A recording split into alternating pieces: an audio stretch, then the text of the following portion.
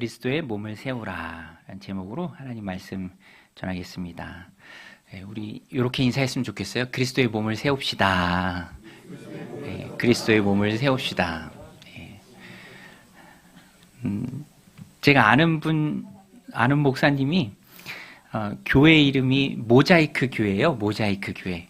그래서 처음에 들을 때 되게 독특하다 이렇게 생각했는데 에베소서 말씀을 묵상하고 또 이렇게 함께 나누면서 참 의미 있는 교회 이름이다라는 생각이 들어요. 여러분, 모자이크가 뭐 종이를 찍기도 하고 또 뜯기도 하고 이렇게 붙이기도 하잖아요. 점을 찍는 거죠. 근데 그 점 하나의 의미가 있다기보다는 전체적인 그림, 완성된 그림의 의미가 있죠. 에베소서가 말하는 교회론이 바로 그래요. 우리 한 사람 한 사람이 교회를 이루는 하나의 점과 같죠. 한 사람 한 사람도 중요하지만 전체적인 완성된 그림이 중요하다라는 것입니다. 그래서 다 중요해요. 한 사람 한 사람도 중요하고 한 사람 한 사람이 결국에는 만들어내는 그 그림도 중요하고. 우리 지난주에 1절로 6절 말씀 혹시 기억나시나요? 늘 새롭잖아요. 그렇죠? 우리는. 그래서 이렇게 설교할 맛도 나는 것 같아. 기억이 안 나. 그래도 기억을 좀 되듬어 보면 하나라는 말이 참 많이 나왔어요. 하나. 기억나시죠? 몸도 하나고 성령도 하나고 주도 하나고 세례도 하나고 하나님도 한 분이시다. 교회도 하나다. 연합해야 된다. 그런데 오늘 본문 7절을 시작하면서 그러나라는 말이 있어요. 그러나. 하나긴 하나인데 하나된 교회를 이루는 것은 아까 서두에 말씀드린 것처럼 한 사람 한 사람이에요. 한 사람 한 사람. 한 사람 한 사람이 교회로 부름을 받아서 교회를 세워간다. 그래서 하나님께서 예수님을 통해서 선물로 나눠주신 것들이 있습니다. 오늘 말씀 8절에도 보면 선물을 주셨다 되어 있는데요. 신약 성경에 많이 나오는 이 선물, 은사를 말합니다. 은사. 은사의 영어 번역은 기프트예요. 하나님께서 선물로 주신 은사. 그런데 은사가요, 선물이요, 다 달라요. 왜 다른가? 우리 7절 말씀 자막 보고 같이 한번 읽겠습니다. 시작. 우리 각 사람에게 그리스도의 선물의 분량대로 은혜를 주셨나니. 이 말씀에서 핵심은 각 사람에게 선물의 분량대로 은혜를 주셨다. 각 사람에게 그 분량대로 주님께서 선물을 주셨다. 은사를 주셨다. 이겁니다. 그래서 어떤 사람은 뭘로 부르시고 어떤 사람은 뭘로 부르시고 이 말씀이 오늘 본문에 나오는데요. 오늘 말씀 외에도 각 사람에게 다양한 선물을 나눠 주었다. 이거를 성경이 자주 이야기합니다. 그런데 우리가 받은 선물도 중요하지만 그 선물을, 은사를 공동체를 통해서 공동체를 위해서 받습니다.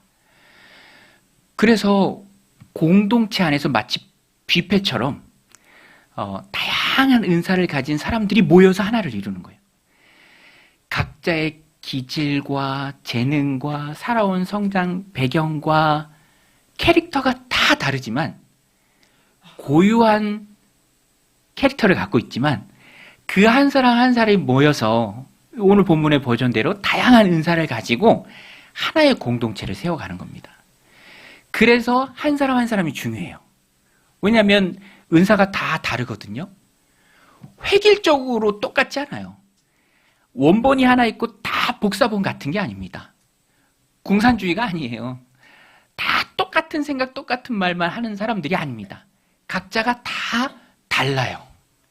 그런데 이게 놀랍고 신비롭게 그리스도 안에서 조화를 이루면서 하나의 교회가 되는 거예요.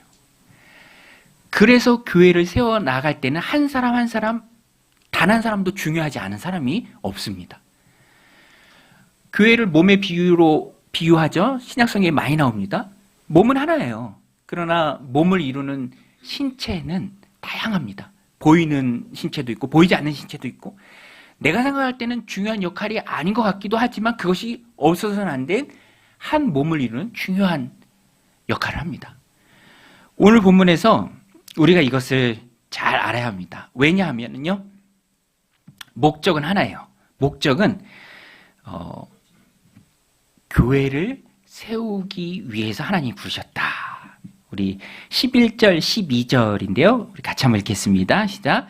그가 어떤 사람은 사도로, 어떤 사람은 선지자로, 어떤 사람은 복음 전하는 자로, 어떤 사람은 목사와 교사로 삼으셨으니 이는 성도를 온전하게 하며 봉사의 일을 하게 하며 그리스도의 몸을 세우려 하심이라. 그리스도의 몸은 교회죠. 우리가 이렇게 새가족 누군가를 전도할 때 염려하고 또 이렇게 근심하는 마음에 그런 말을 미리 할 때가 있어요. 예방주사처럼. 여보게, 교회 다니기 시작하거든. 사람 보지 말고 주님만 봐. 주님만 봐. 사람 보면 실망할 때가 있으니까 사람 보지 말고 주님만 봐. 이렇게 얘기하기도 합니다. 이게 참 맞는 말이에요. 그런데 또 한편으로는 완전히 맞는 말은 아닌 것이, 우리 각 사람은요, 우리가 교회잖아요. 건물도 아니고 조직도 아니고 그리스도를 믿는 우리가 한 사람 한 사람이 교회입니다. 그래서 교회는 좋든 싫든 보여집니다. 사람들에게 보여져요. 우리는 그래서 그 마음과 책임감을 가지고 있어요. 내가 교회다. 저는 강동종합교회 담임 목사잖아요. 지난주에 모르는 번호가 전화가 와서 받았는데, 저를 알아요. 목사님이시죠? 목사님 하면서, 제 자녀들 다니는 학교도 알고, 그 중에 뭐, 한 명이 같이 다닌대. 그 전화한 이유는, 이 교회 공간, 카페 공간 이렇게 또 작은 도서관 공간 이렇게 왔다 갔다 하면서 잠깐 좀 빌릴 수 있는가, 이제 그걸 물어보는데, 저를 그냥 목사님이라고 계속 호칭하고 또 그렇게 얘기하더라고요. 동네 사시는 분인데. 제가 그 통화를 마치고 또 책임감의 마음이 되게 크게 들더라고요. 보여지는 것은 개인이 아니라 크리스찬으로, 그리스도인으로 보여져요. 교회 교인으로 보여져요. 강동정연교회 담임 목사로 보여지는 거죠. 강동정연교회 다니는 교인들로 보여지는 거죠. 예수님 믿는 사람으로 보여집니다. 세상이 봐요. 보이지 않는 예수님을 세상에 보이는 사람이 바로 우리예요.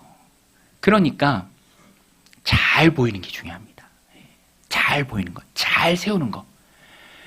하나님이 하나님을 세상에 드러내기 위해 선택한 민족이 구약시대는 이스라엘이었어요.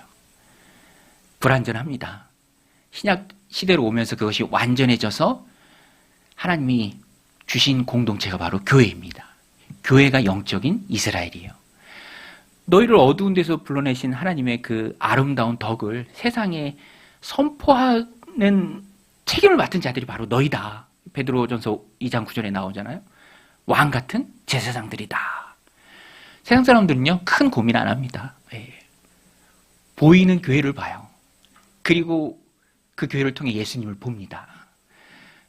그러니까 우리가 잘 세워서 잘 보여주는 게 너무너무 중요하죠. 잘 못 세워지면 욕이란 욕은 다 먹더라고요. 제가 보니까 이미지는 너무 안 좋아지고 보이는 거예요. 크게 고민 안 합니다. 세상 사람들은. 그래서 오늘 우리는요, 교회론을 잘 세우는 게 중요해요. 교회를 잘 세우기 위해서 주님께서 한 사람 한 사람을 공동체로 불러주시고 또 그 사람에게 맞는 은사를, 선물을 교회를 세우는 도구로 주셨습니다. 그래서 우리는 우리 각자가 교회 공동체에서 맡은 역할이 있어요. 여러분 각자가 교회 공동체에서 맡은 역할은 무엇입니까? 하나님이 내게 교회를 세우라고 주신 나의 은사는 무엇이죠? 내가 어떻게 하나님의 공동체를 아름답게 세울 수 있습니까? 이것을 찾아가고 깨닫는 것이 너무너무 중요해요. 왜냐하면 하나님의 소원은 교회에 있어요. 교회가 하나님 앞에 너무너무 소중합니다. 교회가 소중해요. 그래서 하나님이 은사를 주시고 모아주신 거예요. 잘 세우는 첫 번째 방법은 모여 있어야 돼요. 모여 있어야 합니다. 혼자서는 힘들어요. 러닝하는 분들도요, 같이 뛰거든요. 줄 맞춰서 열심히 뛰다 보면은 혼자서는 뛸 수 없는 만큼의 분량을 막 뛰어요. 어렸을 때 시골에서 하늘을 보면 항상 기러기들이 V자를 향해서 만들고 날아가요. 시베리아까지 멀리. 서로 격려합니다. 소리 내면서. 또 바람을 이겨내는 가장 좋은 형태가 V자잖아요. 힘들면 막 앞자리 새가 뒷자리로 막 바꿔주기도 해요. 같이 쓸 때 힘이 나는 거죠. 그래서 하나님이 우리를 공동체로 불러주셔서 교회를 세우라는 사명을 주셨습니다. 내가 있는 은사가 다른 사람에게는 없고 다른 사람이 가진 은사가 또 내게는 없어요. 그렇기 때문에 함께 모여 있을 때 조화를 이루고 돕고 밀어주고 당겨주면서 공동체를 세워갈 수 있는 거죠. 군대도 병과가 하나만 있으면 독립작전 수행이 불가능하잖아요. 다양한 사람들이 모였을 때 작전을 할 수 있는 거예요. 교회가 영적인 작전을 펼칩니다. 세상을 향해서 찢고 나아가는 공동체를 하나님 우리를 불러주신 거예요. 모여서 너희들끼리 행복하고 즐겁게 지내라가 아니라 세상에 하나님의 영광을 드러내는 거룩한 대표자들로 우리 한 사람 한 사람을 불러주셨고 그래서 은사를 주시고 모아주신 거예요. 모여있는 게 너무너무 중요합니다. 모여서 잘 세워가야 합니다. 이거를 우리가 깨달아야 돼요. 제가 새벽마다 아모스서를 가지고 함께 말씀을 나누는데 아모스서에서 우리가 너무 잘 아는 말씀이죠. 대표적인 성경 구절인데 우리 같이 한번 읽겠습니다. 시작. 오직 정의를 물같이 공의를 마르지 않는 강같이 흐르게 할지어다. 우리 한 번만 더 읽게요. 시작. 오직 정의를 물같이 공의를 마르지 않는 강같이 흐르게 할지어다. 이 말씀의 배경이 왜 주어졌냐면 아모스 시대 이스라엘 백성들이 주객이 전도됐습니다. 하나님이 왜 본인들을 불러주셨는지 까맣게 잊고 그 마음에는 욕심과 우상만 가득했어요. 그래서 약자를 착취해요. 자신의 이익만 누립니다. 안중에도 없어요. 재판을 굳게 하고. 하나님께서 그것을 책망하세요. 왜냐하면 행동은 그러면서도 하나님 앞에 나와서는 우리 하나님 예배합니다. 하나님 찬양합니다. 절기를 지킵니다. 우리 하나님 제사로 예배를 드립니다. 라는 그 모습은 그대로 가지고 있었을 때 하나님 뭐라고 하시냐면 그게 무슨 소용이냐. 그게 무슨 의미냐. 너희가 너희의 삶 속에서는 전혀 나를 세상에 드러내는 민족으로 삶으로 살아내지 못하고 있는데 겉모습만 번지르르하게 마당만 밟고 와서 드리는 그 예배가 무슨 의미가 있느냐 하고 주신 말씀이에요. 너희가 너희 삶 속에서 진실로 나를 드러내고자 한다면 정의와 공의의 삶을 살아내라. 그 말씀이죠. 오늘 우리도 교회를 하나님이 얼마나 사랑하시는지 또 교회를 통해서 하나님이 이루고자 하시는 그 일이 무엇인지 그것이 얼마나 가치 있는 일인지 우리가 알아야 해요. 그렇지 않으면 수단과 목적을 바꿔버리게 됩니다. 하나님이 목적이고 하나님의 뜻이 목적인데 그래서 주신 게 수단인데 수단이 목적이 돼버려서 하나님을 수단으로 삼는 하나님을 통해서 뭔가를 이루려고 하는 엉터리 같은 일들에 빠질 때가 많이 있죠. 공동체가 중요하고요. 공동체의 목소리가 커져야 하고요. 공동체 안에 있는 자기중심성은 자꾸만 줄어들어야 합니다. 그렇지 못했던 사람의 예가 이스라엘의 초대왕 사울인데요. 사울이 처음에는 겸손했는데 자꾸 자기를 드러내려고 하죠. 그때 사무엘 선지자가 그거 아니다. 하나님 말씀에 순종하는 것을 예배보다 더 기뻐하신다. 말씀합니다. 우리 15장 22절도 같이 한번 읽게요. 시작. 사무엘이 이르되 여호와께서 번제와 다른 제사를 그의 목소리를 청종하는 것을 좋아하심같이 좋아하시겠나이까. 순종이 제사보다 낫고 듣는 것이 수양의 기름보다 나으니. 까맣게 모르고 있던 사울이 사무엘 선지자를 통해서 듣는 말입니다. 오늘 우리도 하나님의 마음, 또 하나님 무엇을 귀하게 여기는지, 또 무엇을 원하시는지 그것을 깨달아야 합니다. 웨스트민스터 소요일이 고백 문답이 있습니다. 우리 장로교인들이라면 꼭 알아야죠.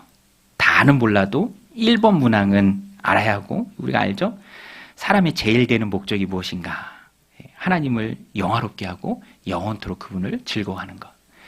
우리가 우리의 삶을 사는데 내가 살아가는 내 삶의 목적이 나에게 있는 것이 아닙니다. 하나님께 있죠. 그리고 그 하나님은 공동체를 통해서 일하기를 원하세요. 그리고 우리를 공동체로 부르셨습니다. 미약하지만 분량대로 우리에게 주신 사명이 있어요. 그 사명을 가지고 공동체를 세워가야 합니다. 공동체를 세워가야 한다라는 관점에서 오늘 우리가 함께 말씀을 나누는데요.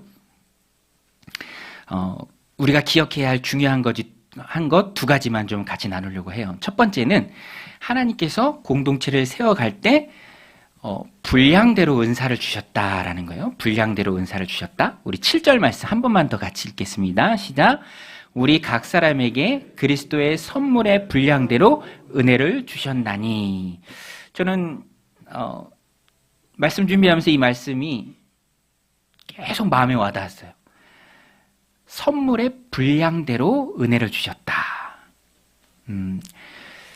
나눠주잖아요. 뭔가를 이렇게 나눠줄 때, 사람들도 이렇게 나눠줄 때, 나눠주는 사람의 마음이죠. 그렇죠? 어떤 사람한테는 많이 줄 수도 있고, 어떤 사람한테는 적게 줄 수도 있고, 뭐 어떤 사람한테는 커다란 어떤 중요한 직책을 맡길 수도 있고, 그렇지 않을 수도 있고. 그런데 우리가 기억해야 할 것은 올라가고 가장 올라갔을 때 최종 결정권자는 주님이시다. 교회론에 입각해서 이 말씀을 나눌 때 교회 공동체 안에서도 하나님 주신 은사가 있습니다. 선물이 있어요. 그런데 주님이 그것을 알아서 우리에게 나눠주셨다라는 거예요. 알아서 나눠주셨다. 여러분, 주님의 결정은 항상 옳은 줄로 믿습니다.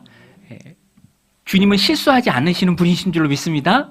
우리를 부르심에 후회하심이 없으신 분이에요. 주님의 판단은 항상 옳습니다. 정확해요. 우리의 생각은 잘 몰라요. 이게 맞는 건지, 이게 옳은 건지 잘 몰라요. 시간이 지나봐야 알 때가 참 많아요. 그런데 주님은 항상 옳으신 분입니다. 그 옳으신 주님께서 분량대로 우리에게 은사를 나눠주셨으니까 우리는 기쁨으로 수용하고요. 또 감사해야 합니다.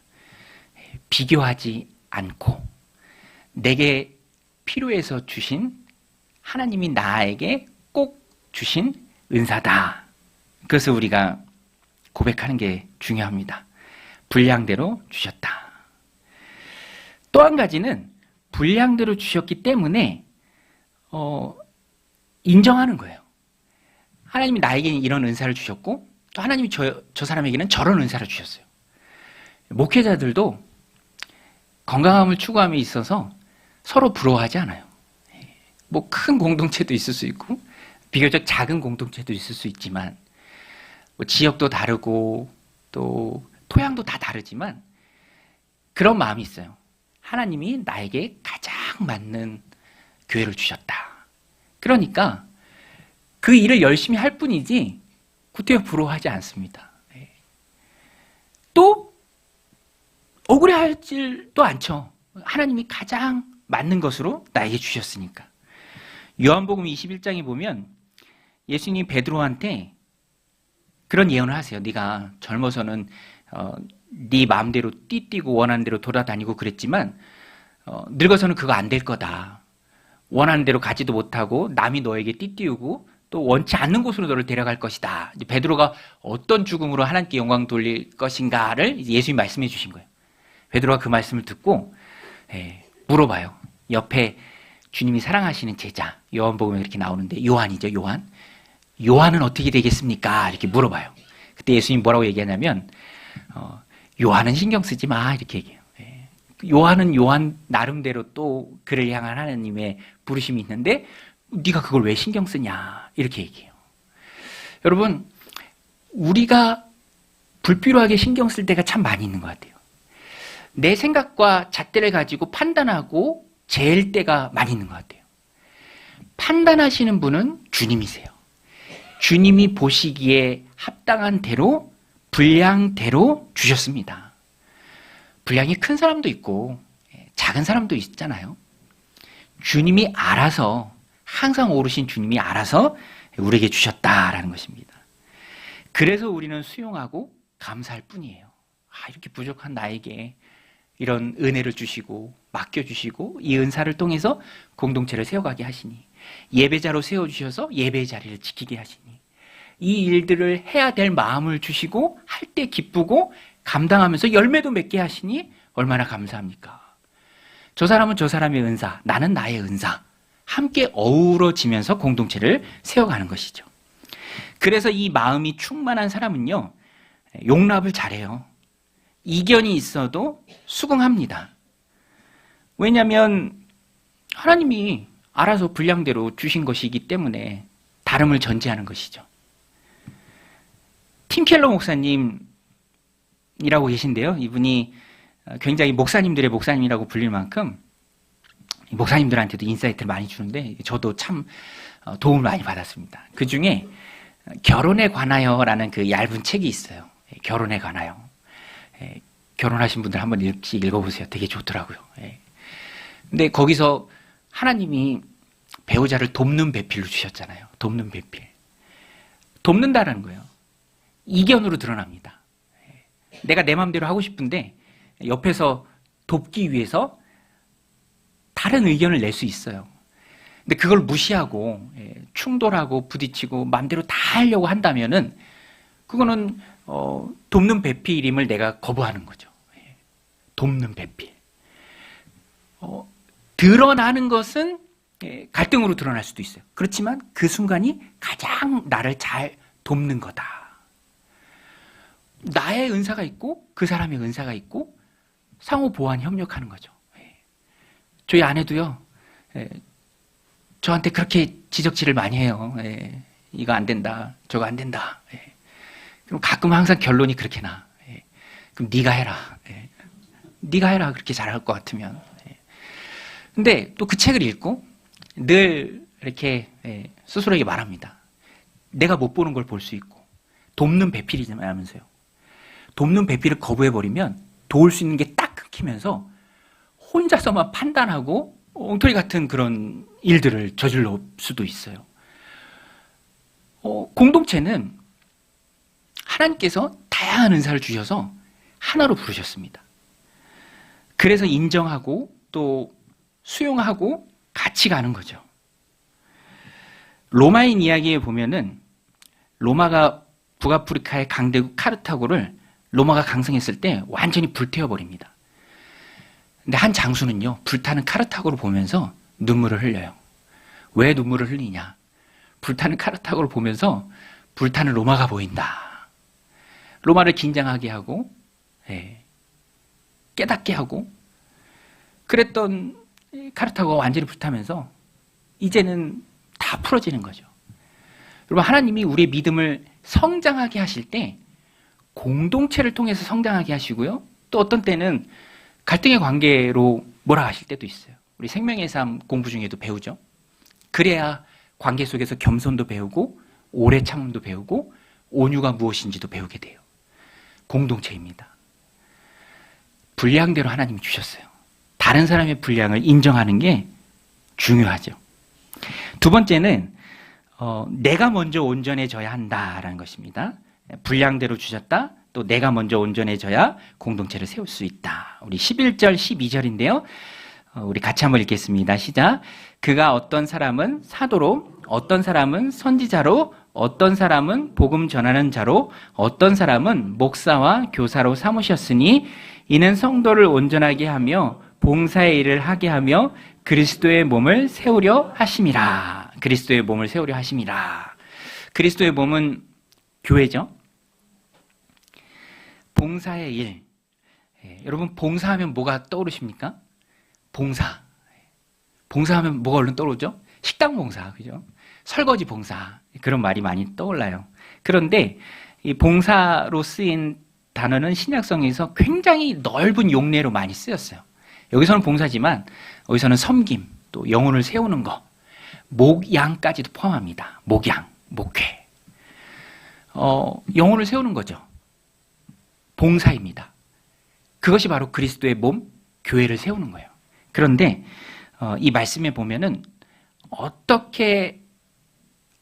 상태에서 교회를 세울 수 있는가가 분명한데요. 앞부분에 나오죠. 이는 성도를 온전하게 하며 봉사의 일을 하게 하며 이 성경은 옛날 개역개정 성경으로 돼 있는데 바뀌었어요. 이 번역을 더 충실하게 잘 바꿔서 제가 미처 자막에 못 바꿨는데 성도를 온전하게 하여입니다. 성도를 온전하게 하여. 이렇게 더 잘 설명드리니까 좋네요. 성도를 온전하게 하여.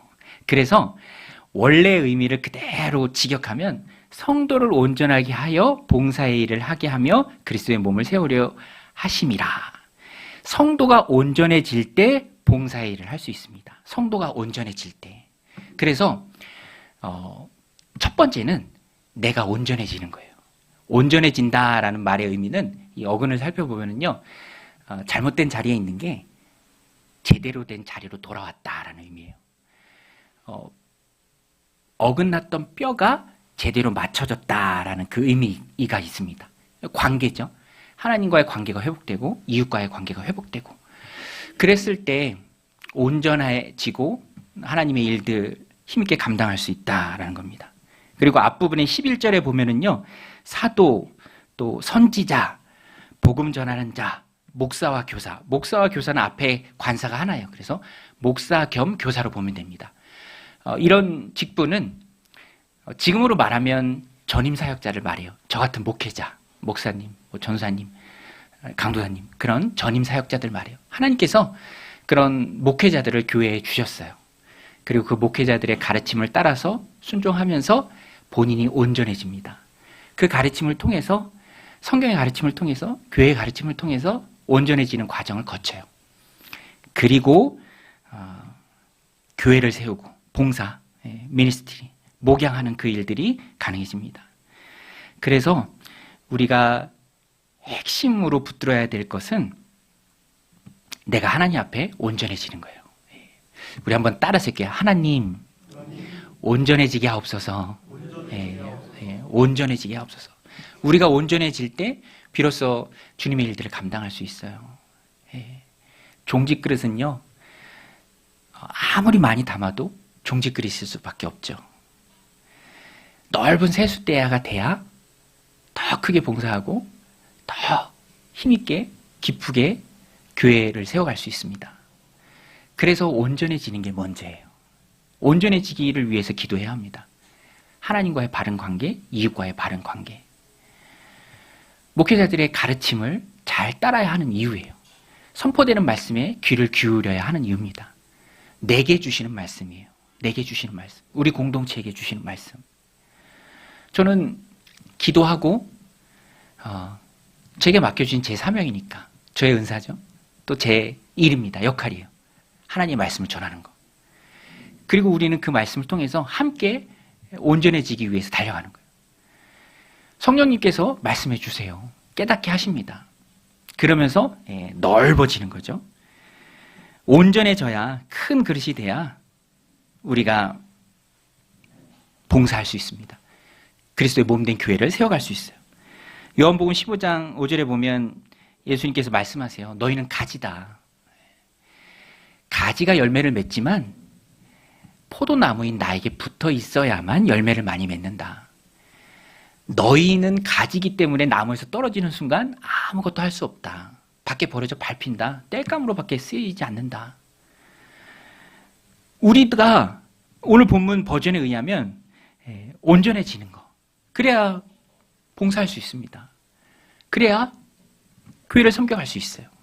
감당할 수 있어요. 감당할 능력을 주님이 주시죠. 그래서 나무 대신 주님께 힘있게 붙어 있어야 돼요. 말씀이 선포되는 자를 귀히 여겨야 되고요. 말씀을 묵상해야 하고 그 말씀을 실천하고자 애써야 합니다. 교회 공동체 안에서. 피하면 안 돼요. 피하면 지난주에도 말씀드렸잖아요. 그 언제 성숙해질 겁니까? 온유와 겸손함, 오래 참으면 어디서 배울 거예요? 자꾸 모여야 합니다. 마지막 때가 오는 것을 바라보면서 열심히 모여라. 히브리서 말씀처럼. 열심히 해야 돼요. 그럴 때 우리가 그릇이 넓어지고 온전해지는 것입니다.